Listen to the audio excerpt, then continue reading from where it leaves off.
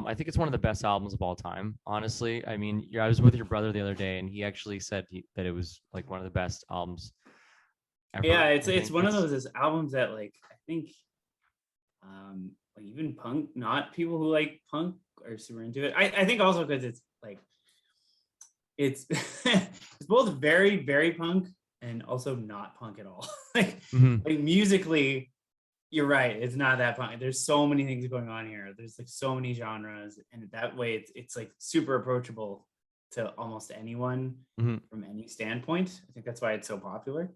Um, but then lyrically, it's super punk. Like most of like the ethos of punk is totally within this album. Like it's super like anti-consumerism and anti But like like about like against police brutality and like civil unrest. It's very yeah, raw. It's very street and it's even like anti-punk. Like it's like forget punk. Like they were tired of punk. I don't blame them. Like at that point, even back in the 70s, it was like, no, you have to play three chords and you have to look this way.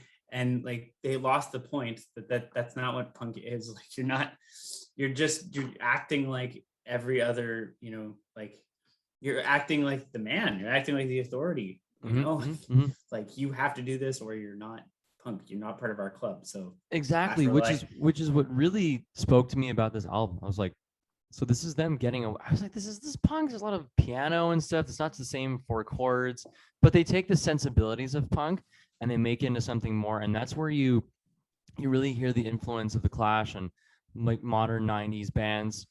And like really any post punk. In fact, if anything, I would call this album kind of the beginning of post punk in many ways, just taking the sensibilities of punk and applying it to popular music. Because I don't want to say there's pop in this album, but there's yeah, there is some though. there is for There's sure because it's melodically sensible and there's so many hooks in it. Like they so were many they were hooks. they were great songwriters. They weren't just like, oh, I'm gonna wail away on one chord and just yell the whole time, which is great. Their first album is like that. And that's awesome.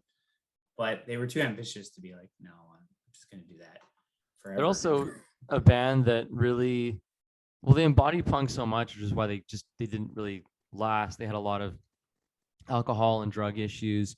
And actually, one of my first introductions to Clash was one of their worst albums, which we're going to review one day. um, the dictate, Cut the crap. the crap. That's what it's called. We'll get into that later. So anyway.